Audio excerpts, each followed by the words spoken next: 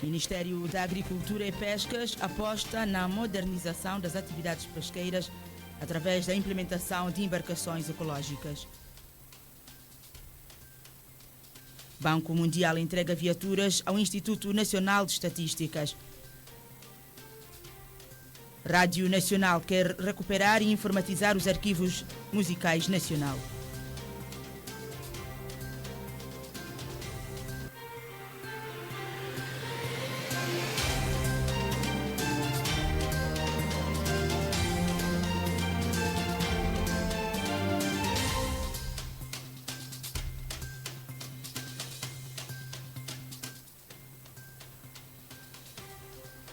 A todos muito boa noite, bem-vindos ao telejornal.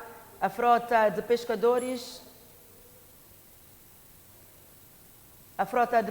artesanais está a ser modernizada e, para o efeito, o Ministério da Agricultura e Pescas implementou um novo plano de desenvolvimento sustentável que passa pela distribuição de embarcações ecológicas aos pescadores e da aquisição de novos materiais de atividade pesqueira.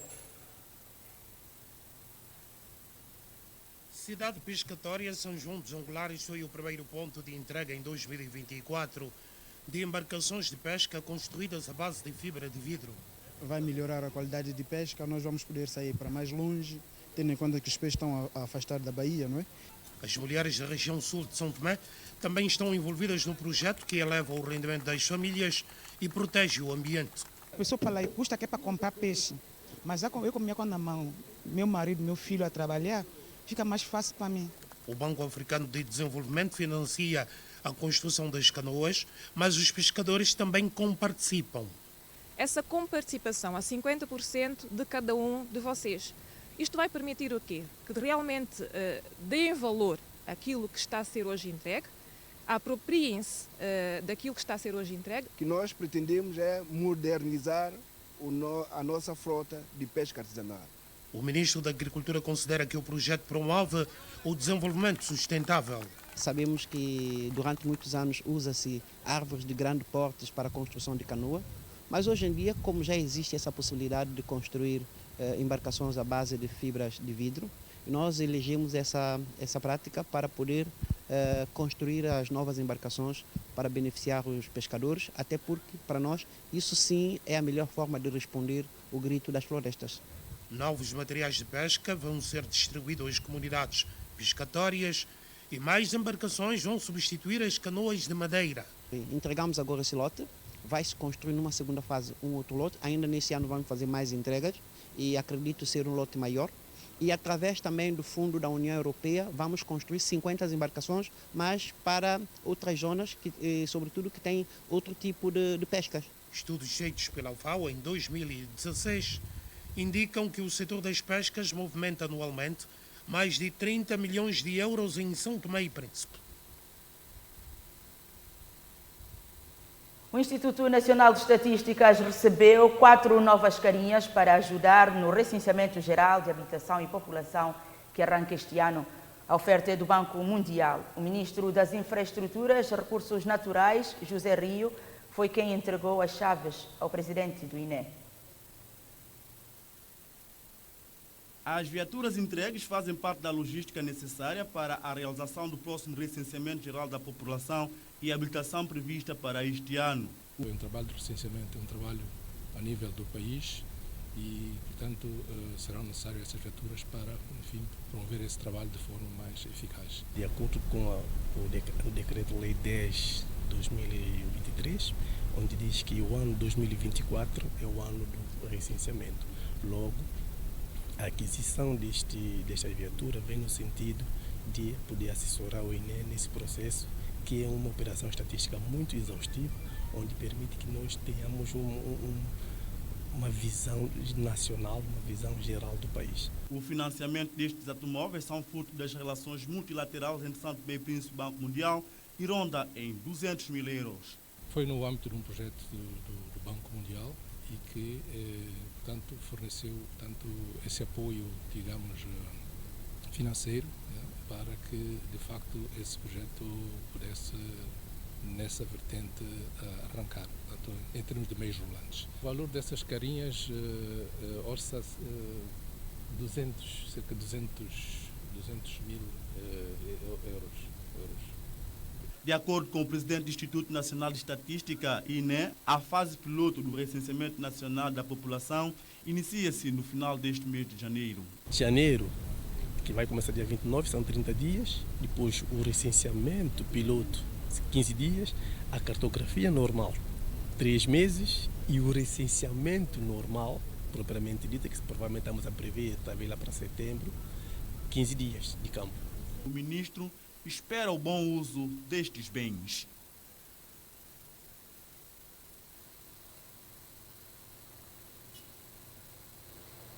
São Tomé e Príncipe atingiu um dos mais altos patamares da Igreja, na hierarquia da Igreja Católica, um feito atribuído pela primeira vez a um filho da terra, Padre João Nazaré, agora bispo nomeado pelo Papa Francisco. Para uma breve entrevista e podermos conhecer os feitos de um bispo, encontra-se nos estúdios, em direto neste telejornal. Senhor Bispo, boa noite. Obrigada por ter aceito o nosso convite. Boa noite e muito obrigado pela oportunidade. Senhor Bispo, eu começo por lhe perguntar. Este é um feito atingido pela primeira vez, como eu fiz referência, a um filho da terra, um santomense. Para si, certamente é uma honra, mas, claro, deve significar mais para a nação cristã santomense, ou seja, para os católicos cristãos santomenses. O que é que nos diz? Sim, porque o bispo é aquele que conduz a Igreja, o Santo Povo de Deus. Entretanto, em colaboração, em comunhão com o presbiterado, com também as irmãs e todos aqueles que contribuem na orientação do povo de Deus, mas o bispo é aquele que realmente acaba por assumir essa tarefa de ir à frente, ir no meio, ir atrás, como pastor, como guia. Pois bem, acredita, Sr. Bispo, que a sua nomeação pode significar a ascensão de outros padres, ou seja, a ambição de posteriormente serem nomeados? Não é por aí, não se trata de algo que eventualmente os padres estejam a ambicionar, não. Porquê? Porque ser bispo é eleito para conduzir todo o povo de Deus, não é? Um padre não pode eventualmente exercer a sua tarefa com os olhos postos no querer ser bispo, não. Está aí para servir o Santo Povo de Deus na paróquia, com todos aqueles que o rodeiam, mas nunca com eventualmente os olhos postos no querer ser bispo, não é? Porque nós estamos aqui para servir, não é? Para cuidar e não para mandar, não é? Então, às vezes olha-se para a figura do bispo como aquele que manda, não. O bispo é aquele que serve, em primeiro lugar. Quer dizer que o dia a dia de um bispo é servir a sua comunidade, servir a nação. Servir, ser sinal de esperança, ser sinal de amor, ser sinal de unidade, porque realmente vivemos na época da esperança e, em grande parte, o bispo acaba por ser esse sinal de esperança, de unidade para o povo de Deus. Como é que surge a sua nomeação, Sr. Bispo? Os bispos são eleitos, não é? São eleitos de forma realmente muito clandestina, de forma muito sigilosa, de forma muito ali com alguma prudência, com alguma verdade, não é? Porquê? Porque trata-se de uma função que requer a doação total, não é? Aquele que é capaz de doar, aquele que é capaz de servir, de estar ao lado, de escutar-se, de fazer a ponte, não é? Então acaba por não ser uma tarefa muito fácil, daí todo esse tempo, não é? À procura de alguém que eventualmente possa guiar este santo povo de Deus. Pois bem, Sr. Bispo, já foi nomeado e certamente será empossado brevemente para o exercício pleno das suas funções. Com certeza já tem em mente alguns planos. Quais serão? Em primeiro lugar, a oração. um povo que reza. Um povo que reza e na oração a esperança. Nós rezamos, pedimos a Deus que nos dê a esperança e nessa esperança acabamos por nos unir, vivamos unidos.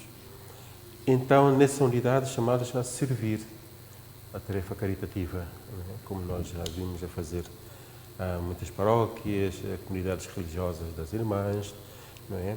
Então, unirmos-nos, toda a gente, tanto as pessoas de boa vontade, para nós levarmos todos esses propósitos em diante. Acaba por ser algo que realmente o povo de Deus estava à espera, de alguém que eventualmente possa chegar e unir todos aqueles que eventualmente queiram conosco dirigir esta diocese. E já vou vendo algumas manifestações das pessoas muito interessadas. Agora que vai ser, ou vamos pegar, ou vamos fazer, é isso que nós queremos. Vamos fazer, vamos conduzir. Mas isso quer dizer que ao longo de dos outros anos houve, se calhar, bispos que não corresponderam à expectativa, ou é mesmo o anseio por ser aquele filho da terra que agora lidera a Igreja a nível... Cada um a seu modo, entretanto, não é? Não podemos dizer que eventualmente isto ou aquilo não tenha correspondido à expectativa. Nota-se, eu por acaso não tenho acesso ao Facebook, dizem que é uma euforia no Facebook, mas que uma mais-valia, entretanto, não é? Porque cada um a seu modo, não é? E que vamos começar, por isso, volto a dizer, é preciso que nós nos unamos para caminharmos juntos e só unidos é que podemos chegar a bom porto. Sr. Bispo, existe uma expectativa da Igreja Católica com relação ao ingresso dos jovens no sacerdócio? Não podemos dizer que eventualmente estejamos assim comparando, né, com a Europa, as outras paragens, porque vamos tendo ainda algumas inclinações, né, para o tamanho da diocese. É verdade que ainda há paróquias com 2 paróquias com um padre, mas acredito que com o empenho, com o trabalho, com a dedicação, com a evangelização, com o apelo às famílias, porque os padres surgem da família, né? Temos que procurar chegar mais às famílias, estar mais próximos delas para eventualmente ajudá-las a perceber a importância, né, do ser sacerdote. Daí que não podemos dizer que eventualmente sejamos muito mal em termos de vocações sacerdotais. Vamos tendo o número de padres que nós temos correspondem? Sim, às igrejas? Não estamos mal, estamos bem. Sr. Bispo, existe uma crença, não sei se é bem a palavra, mas é quase unânime que todos queiram saber por que os padres não podem ter família. Doação total. Para ser direto consigo, é estar ao serviço do Santo Povo de Deus, totalmente entregue, e não podemos dizer que eventualmente a família seja algo mal. Não é por aí, não. Simplesmente o padre é chamado a estar totalmente entregue ao serviço do povo de Deus. Tem havido ao longo da sua história, enquanto homem de Deus, a desistência de alguns pelo facto de não poderem, se calhar, ter esta partilha entre a família e Deus? Não digo que seja por causa de... Não é que eventualmente os padres saiam por causa de se deixarem apaixonados por fora. Não, acho que não. Como tudo na vida, volta e meia, às vezes perdemos o encanto. E como talvez de novas experiências, não é? Por aí fora. Porque se nós olhamos para os padres que saíram, não saíram por causa das mulheres. Uns saíram, até ficaram, depois se casaram muito tempo depois. Então não podemos dizer que eventualmente saíram por causa, ou porque queriam formar a família. Saíram porque eventualmente perderam o encanto e, olha, quiseram experimentar outra forma de ser e estar na sociedade. Dentro, com certeza, dos seus requisitos, o Santo Papa viu em si a pessoa, ou senão o ser para conduzir a Igreja Católica em São Tomé e Príncipe. O senhor Bispo sente-se à altura deste cargo, sente-se preparado, está entregue? É a mesma continuidade, ou seja, a mesma doação que sempre deu à Igreja? Sim, porque no fundo, não depende de nós. Esses anos de padre que já vou tendo, me percebendo que é mais do que nós, é mais do que o eu, minha vontade, o meu querer. É qualquer coisa que é uma indicação divina, podemos dizer. Que nos ultrapassa, que nos impulsiona. E a gente vai correspondendo. Isso sim, há correspondência, sim. Temos que corresponder. Senhor Bispo, a Igreja Católica, o mundo, enfim, nós vemos maus tratos, idosos, abusos sexuais, abusos de menores, enfim, tudo que não é muito agradável aos humanos. É com certeza uma prática repudiante da Igreja Católica. Existem sinais de que a própria Igreja possa contribuir, de que forma, para que estes males não sejam tão vistos na sociedade? Sobretudo a nossa.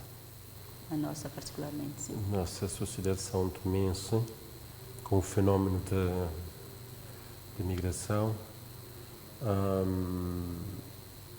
Os pais partem, deixam os miúdos com outros familiares. Dois, desde talvez de Covid, que se foi notando com maior número esses fenómenos. E creio que é preciso que nós olhemos para isso com um olhar com alguma firmeza e queiramos eventualmente estar mais perto, não olhamos para isso como eventualmente isso acontece com os outros e não é comigo, porque isso de agredir os idosos, isso de violência doméstica, isso de abusos sexuais de menores, são os males que enfermam a nossa sociedade e que não podemos estar ali de ânimo leve. De braços cruzados. Acho que temos que ir mais, sobretudo a questão de essa agressão aos idosos, chamar os idosos de feiticeiros. E os idosos são linchados pela sociedade e pronto, ok. Não. É preciso procurarmos o culpado e esse culpado deve ser punido. Muitas vezes não há lei que eventualmente acusa os idosos. Que puna os feiticeiros. Não, a questão está nos feiticeiros, quem acusa, quem agride, quem bate os feiticeiros. Né? Porque as pessoas avançam para. Não há leis que eventualmente possam punir os feiticeiros. Não, o que é esse feiticeiro? O medo. Nós vivemos com medo. A pobreza. Não é? Porque se eventualmente o nosso hospital tivesse os aparelhos eficazes, podíamos descobrir qual é a causa da doença que nós temos. E como o hospital não tem o aparelho, então a causa da doença é aquela velhota enrugada, desdentada, por aí fora, pobrezinha. E quando é rica é tia, quando é pobre é Então temos que olhar para isso com um olhar. A questão de abuso sexual de menores, são pessoas com vícios, pessoas com algum distúrbio, podemos até considerar? Sim, que tem esse. Que é preciso, eventualmente, ao descobrir, não olhar para isso com ânimo leve. É preciso retirar esse aspecto da sociedade, porque essas práticas, às vezes, começam e não param. Não é? Por isso, trata-se de uma tarefa conjunta, não é? De todos aqueles que têm o dever, o direito de olhar para isso e tentar procurar forma de nós travarmos com esses males, porque pronto, nós estamos com a sociedade ferida. Não é? Estão em curso, com certeza, Sr. Bispo, ações para a sua posse. Quando é que será? Em princípio, a consagração será no dia 17 de março e a tomada de posse no mesmo dia. Tudo aqui em São Tomé? Tudo aqui em São Tomé. Virá enviados especiais do Papa para o evento, para o feito? Enviar, em princípio, o Núncio Apostólico, não é? O Núncio Apostólico. Virão também os bispos de Angola, não é? Porque nós pertencemos à mesma Conferência Episcopal, da Angola e São Tomé. Virão também, de certeza, alguns de Portugal, onde eu fiz a formação. Por isso, quero desde já também pedir que, olha, sejamos acolhedores, né? Porque vai ser um evento. Vai ser um evento em que vamos contar com algumas pessoas e que os santomenses são chamados a acolher. Né? Sr. Bispo, quero deixar uma mensagem, mas antes disso eu ia perguntar, Sr. Bispo, até que ponto vai o presbitério feminino? Por que nós não vemos mulheres ascenderem patamares na hierarquia da igreja? Eu, enquanto pároco da paróquia da Igreja da Sé, o panorama são mulheres. É mais mulheres que homens. Mas mulheres no sacerdócio? Mulheres ali são elas que mantêm a igreja.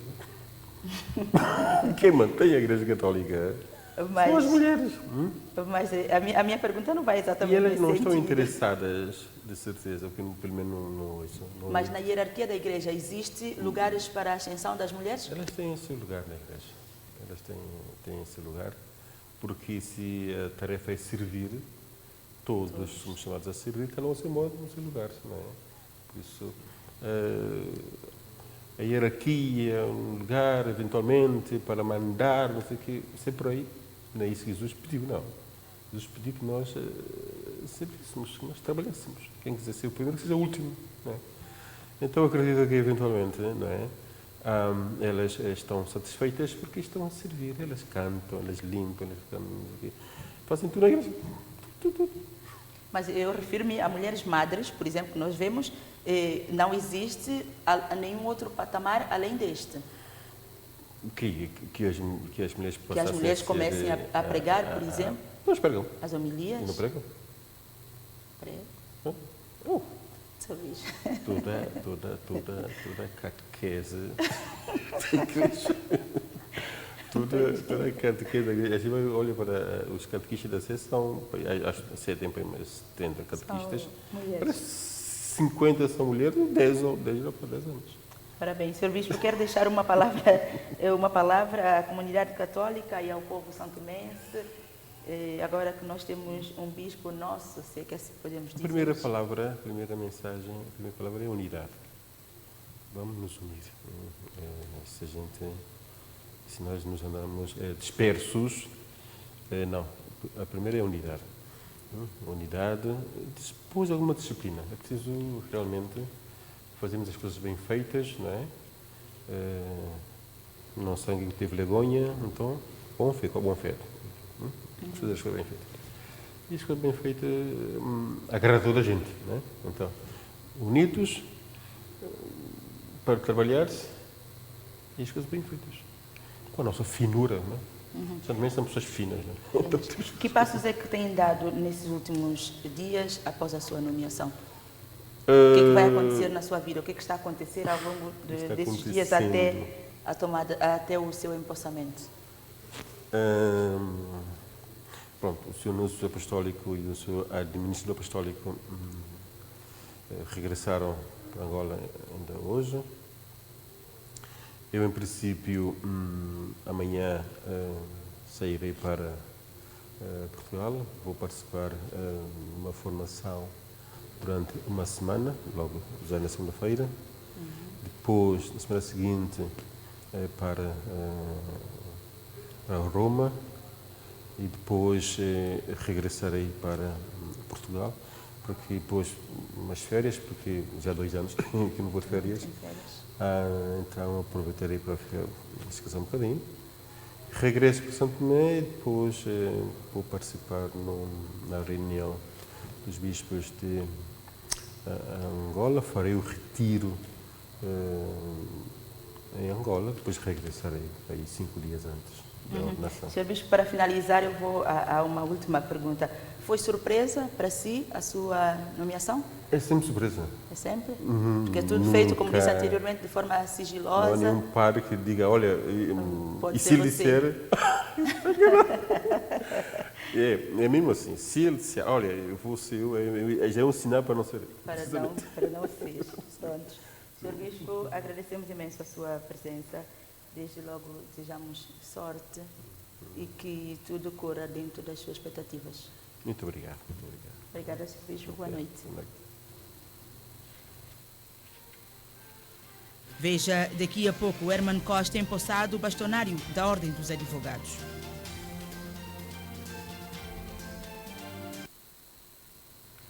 Numa nota de imprensa chegada esta sexta-feira à nossa redação, o governo diz lamentar o aproveitamento político em torno do ato fúnebre do engenheiro José Frete Lauchong.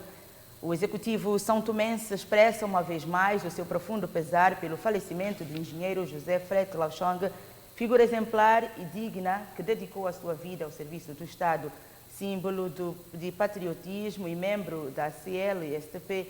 O engenheiro José Frete deixou um legado inestimável. O governo solidariza-se desde já, ou seja, desde as primeiras horas, do passamento físico desse grande homem, garantindo todos os meios e condições necessárias para a realização do funeral de Estado.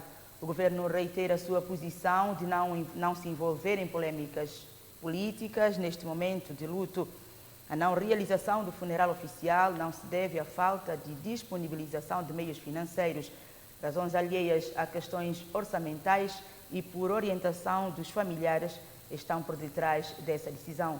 O governo apela ao respeito à memória do engenheiro José Frete Lauchong e à unidade nacional neste momento difícil, que a lembrança deste ilustre servidor do Estado inspire a todos a trabalhar em prol do bem comum. Esse foi o teor da nota de imprensa do governo que chegou à nossa redação. A propósito, o primeiro-ministro reagiu ao acontecimento.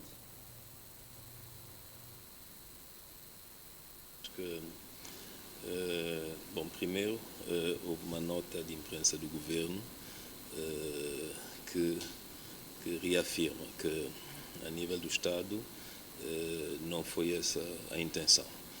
Eu creio que ninguém podia negar ao José Frete honras de Estado, então eu gostaria que isso ficasse claro. Houve, sim, opções que foram feitas pela família, que nós respeitamos, não é? Mas, como podem perfeitamente entender, não são questões orçamentais que poderiam impedir o Estado de render homenagem a José Frete. Por isso, mais uma vez, lamentamos a perca e que ele descanse em paz e que as nossas polêmicas não lhe perturbem lá onde se encontrar. As instalações. O bastonário eleito da Ordem dos Advogados repudiou e comprometeu-se a acompanhar todo o processo da invasão dos bombeiros às instalações da Procuradoria-Geral da República. A declaração foi feita no discurso de empossamento de Herman Costa. Tem sido assim em todas as cerimônias de tomada de posse. Além do juramento, o novo bastonário da Ordem dos Advogados também se comprometeu. Todos fomos surpreendidos pela atuação de agentes da paz que, inconformados com a detenção de 2 colegas suspeitos de terem participado no cometimento de um crime de homicídio bárbaro e condenável contra uma cidadã, sentiram-se no direito de invadir as instalações da Procuradoria-Geral da República e retirarem desta instituição à força os suspeitos. Por isso, queremos aproveitar a ocasião para repudiar de forma veemente tais atos e afirmar que a Ordem acompanhará o inquérito em curso com vista ao apuramento das responsabilidades de todos os envolvidos. No seu discurso, Herman Costa foi ainda mais longe. Consideramos censuráveis e de repudiar as declarações proferidas pelo Sr. Ministro da Defesa, segundo as quais tais acontecimentos não põem em causa o Estado de Direito democrático. A gravidade dos acontecimentos que temos vivido nos últimos tempos deve convocar-nos a todos para uma reflexão profunda sobre o estado atual do país, sobre o caminho que queremos trilhar enquanto nação e a necessidade de juntos trabalharmos para o reforço das nossas instituições democráticas, da autoridade do Estado e no fortalecimento do Estado de Direito Democrático, tarefas para as quais a Ordem dos Advogados de São Tomé e Príncipe é chamada a participar ativamente. A Ordem defende ainda uma participação mais ativa dos advogados na administração da Justiça. A Ordem debater-se-á para que, na próxima revisão da Lei Fundamental, seja conferida dignidade constitucional ao papel do advogado e seja consagrada expressamente que os advogados são essenciais para a boa administração da justiça. Herman Costa sucede no cargo Wilfredo Muniz, tornando-se o 5º bastonário da Ordem dos Advogados de São Tomé e Príncipe. Com apoio de uma universidade alemã, a Rádio Nacional está a proceder ao levantamento das necessidades para a recuperação e informatização dos arquivos musicais nacional. Para isso, os responsáveis da instituição reuniram-se hoje com alguns parceiros para dar a conhecer o projeto. Este é o Departamento de Arquivos da Rádio Nacional, onde estão armazenados diversificados e importantes arquivos sonoros da vida nacional. Dentre eles estão as relíquias musicais do país que, ao longo dos tempos, marcam a nossa cultura, mas o estado da sua conservação despertou interesse além fronteiras, o que veio a dar vazão a uma iniciativa que prevê a sua conservação. Curiosamente, nós, os santomenses, por natureza, nós não damos muito valor àquilo que nós temos. E são sempre pessoas de fora que reconhecem, digamos, o valor das coisas que temos. E esse projeto surgiu do nada, né? Surgiu dessa intenção de uma universidade alemã, com financiamento de um grupo também alemão, com um projeto de conservação do nosso arquivo musical. Portanto, mas aqui o nosso arquivo não é apenas musical. Temos aqui arquivo musical, temos arquivos de grupos culturais, temos arquivos dos discursos da independência, temos aqui dos grupos folclóricos. Em suma, temos aqui vários tipos de arquivo. Nesse projeto concreto, estamos a centrar apenas nesta fase no projeto de digitalização do arquivo musical. Ricardo Mendes, um dos antigos funcionários e responsável por este departamento, diz que o espaço é pequeno para tantos arquivos e a conservação tem sido uma demanda muito abordada por ele e sem solução aos sucessivos responsáveis, e por isso faz fé que venha melhoria com esta nova intenção. Espero que traga maioria, porque sabe, as coisas tem que modificar aqui nessa casa. Porque já nós estamos a procurar isso para fazer melhor, mas todos que vêm, mas não tem nada a fazer. Então isso aí ficou aí a tirar da sua sorte. Portanto, o que é que nós pretendemos? Como vocês veem, então, esses arquivos estão dentro dessas fitas magnéticas, temos aqui as bobinas, o gravador que lê essas fitas, mas esses equipamentos estão fora de moda e estão obsoletos, quer dizer, os custos de manutenção são caros. Daí a necessidade de digitalizar todo esse arquivo, é de transcrever todas essas bobinas para um suporte digital físico.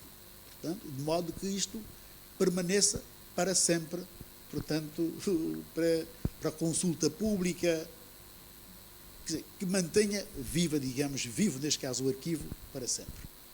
Este encontro, organizado pela direção da rádio, que reuniu alguns parceiros e o consultor responsável para o levantamento das necessidades, visou apresentar esta iniciativa que poderá vir a ser implementada ainda nos finais deste ano.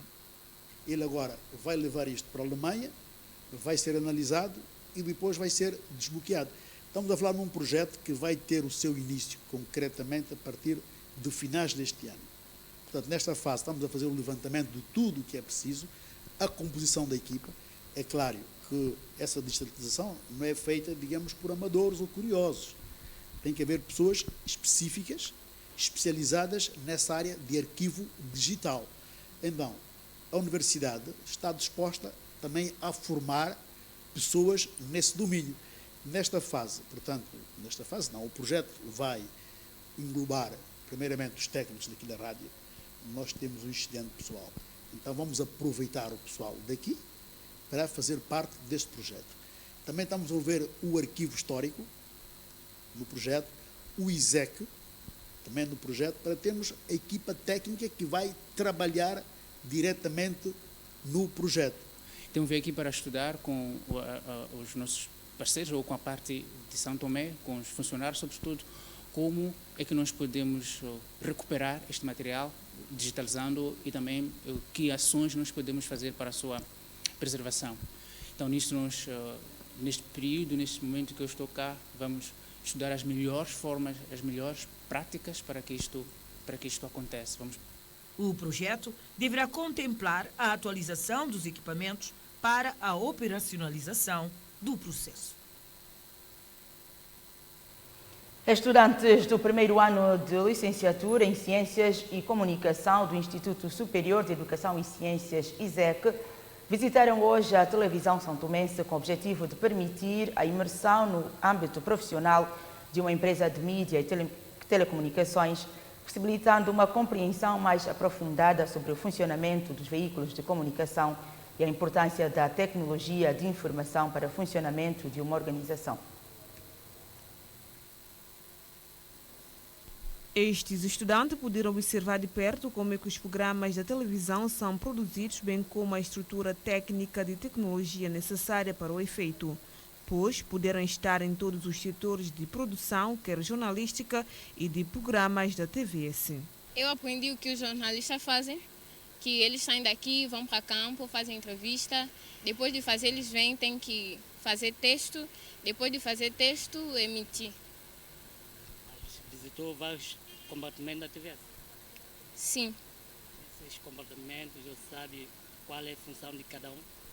Basicamente, um tem função de emissão, outro é sala de telejornal, onde a gente passa programas, outro é sala onde os jornalistas digitalizam texto, e basicamente isso.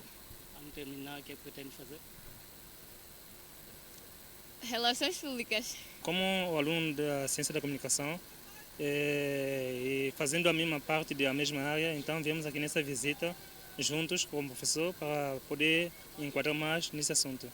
Essa visita fortaleceu a importância das atividades extracurriculares para a formação profissional dos mesmos. Vimos muitas coisas e aprendemos muitas coisas. Reparamos divisões por departamentos, onde a qual funciona da sua maneira e bem organizado. De maneira essas informações aqui podem conciliar com as matérias que é dada na escola? Pois quanto à matéria dada na escola, mais visitamento aqui, leva a grande enquadramento. Na escola temos a parte de teoria e aqui é a prática, e juntos possamos adquirir mais conhecimento. O que vai fazer com essas informações aqui adquiridas?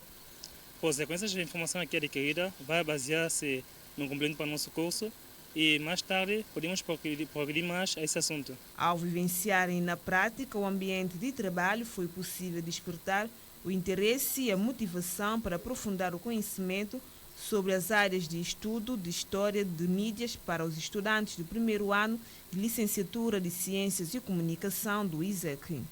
A matéria que está sendo passada agora é sobre rádio e televisão. Nós já fizemos visita na rádio, agora estamos fazendo aqui na televisão.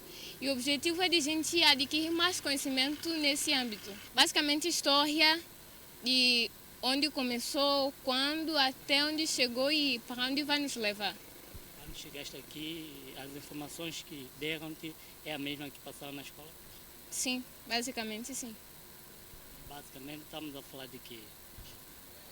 Transmissão. Além disso, a oportunidade de aprendizado proporcionada por esta visita visa preparar os estudantes para os desafios do mercado de trabalho, permitindo que estes possam visualizarem as possíveis carreiras a seguir e adquirir uma visão mais ampla sobre as suas futuras profissões. Silvestre Leite, ex-presidente do Supremo Tribunal de Justiça, pretende criar um centro de produção de instrumentos da música tradicional e lançar um livro com pautas musicais de origem são-tomense. Procurador-Geral da República durante 13 anos e juiz-presidente do Supremo Tribunal de Justiça ao longo de 5 anos. Silvestre Leite é uma figura da justiça são-tomense que sempre teve um instrumento musical nas mãos.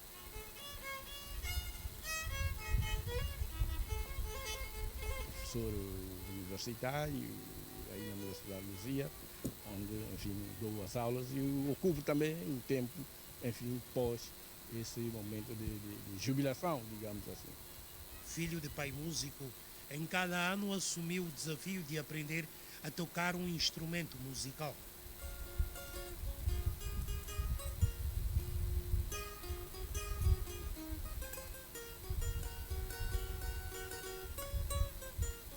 Mas em 2019, quando começou a pandemia, tem que aprender mais um instrumento. Eu comecei a aprender, portanto, consegui um saxofone e comecei a aprender. Eu sou autodidata e hoje já toco o saxofone normalmente, regularmente.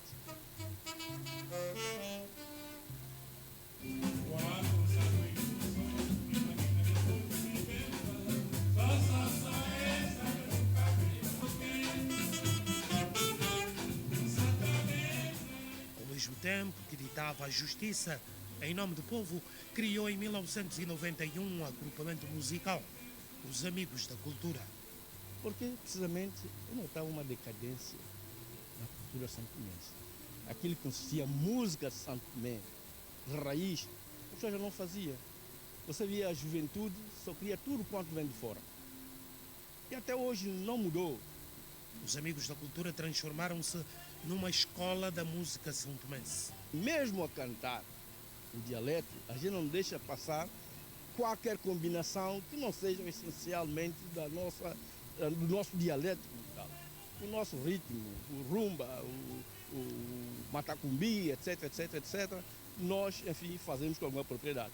Silvestre Leite e os Amigos da Cultura levaram a música são-tomense para Portugal, Angola, Argélia e em outubro de 2023 chegaram à China, mais concretamente Macau. Aponta-me um santomense que toca o cavaquinho. Ninguém sabe, ninguém conhece.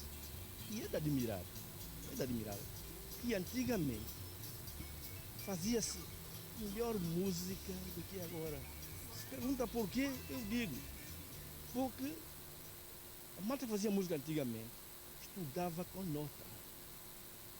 Eu fui ver ainda nas coisas dos meus pais, do meu tio-avô, que é o barrinho de imprensa, eu conheci.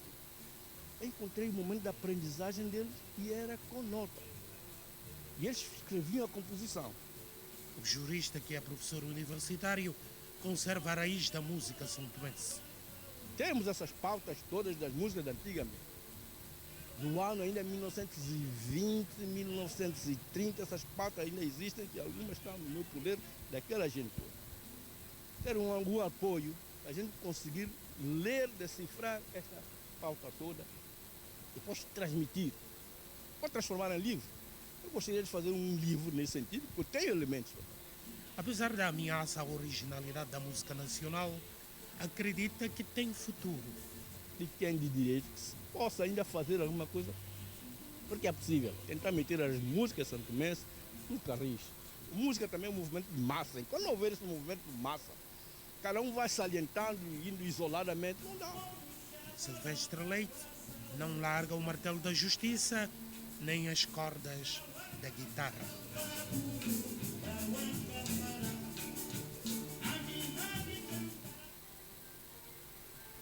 Veja, depois do telejornal, começou em Haia, nos Países Baixos, o julgamento da queixa da África do Sul contra o Tribunal Internacional, acusando Israel de genocídio na faixa de Gaza.